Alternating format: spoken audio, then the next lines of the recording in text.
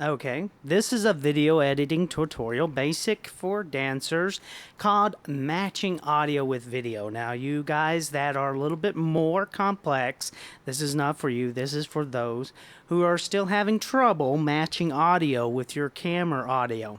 So here's what we are going to have to learn. First of all, you have to understand there are three main parts of any movie. We have pre-production, which includes costumes, preparations, and storyboards, production, where the actual filming happens, and then post-production, and that's where the editing comes in, and where's the promoting production of the film.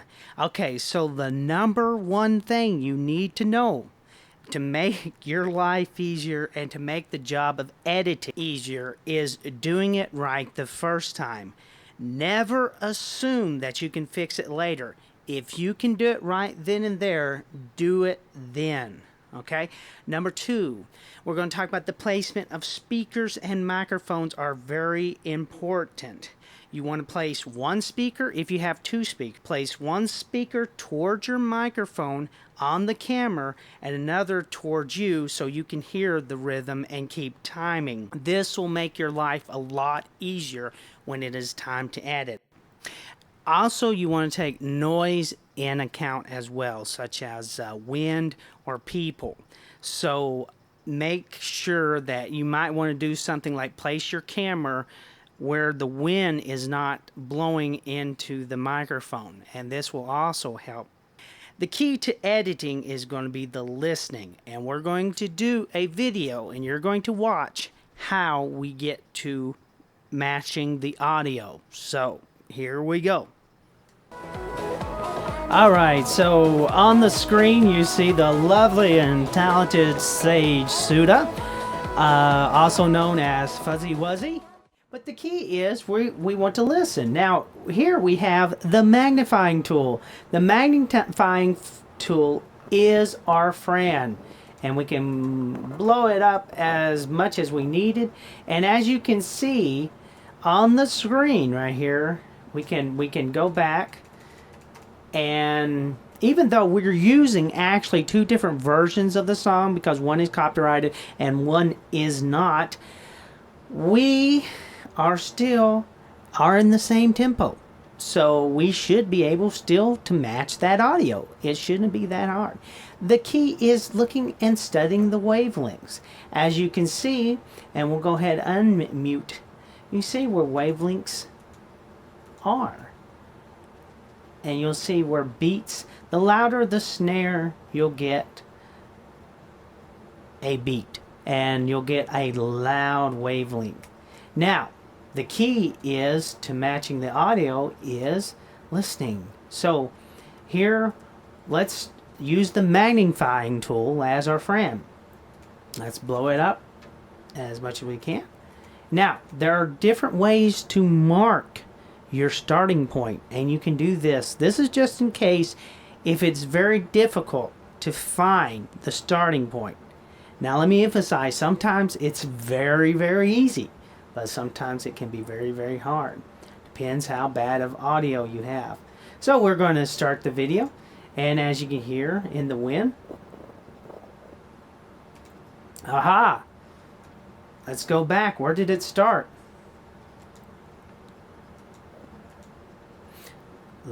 Sounds like it started about right here. So what we can do is we can hit the split button and we have marked where our audio started, and so we go down here and I mute it. Look where our audio starts. Now we've got it starting about right here, so let's see what happens, my friend. Oh, did I start at the right? Let's begin.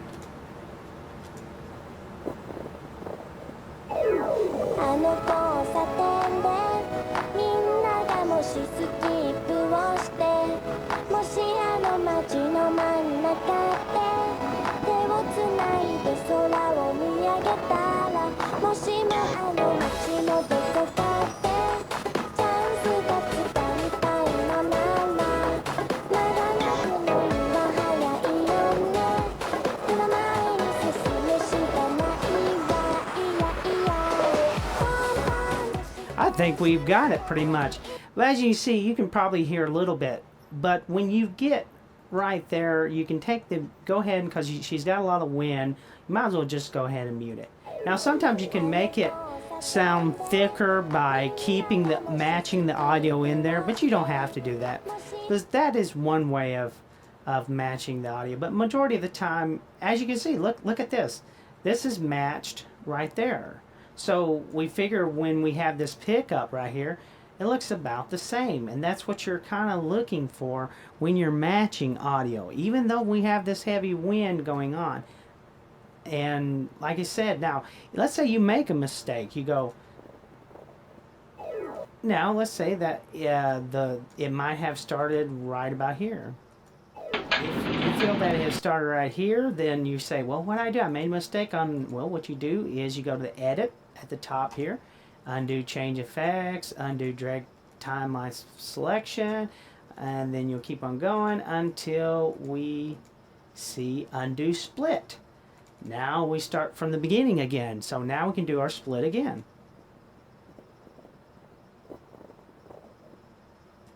Now see where we hear right about here.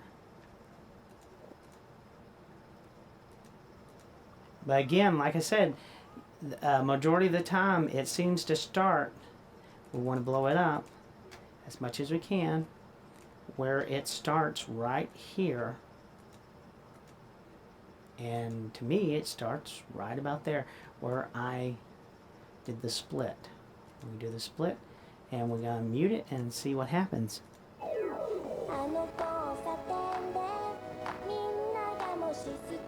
Now we hear a little echo, not much. An echo or delay is what this is. Shows that we're not right there.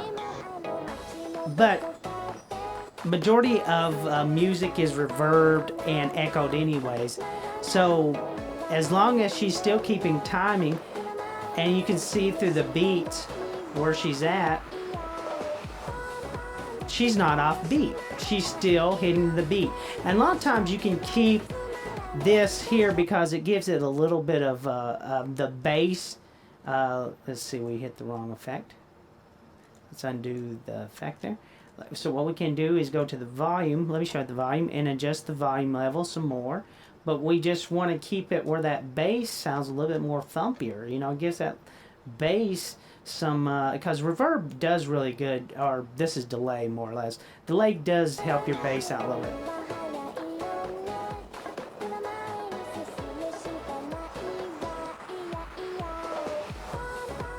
Okay, so there's probably about 3 different sounds that you're dealing with when you're dealing with trying to match the audio. Number 1 is going to be delay, and that's where you have a little delay in the background because you haven't matched the audio. Then you'll get into flange. That means you'll be closer to where the two the audio meet.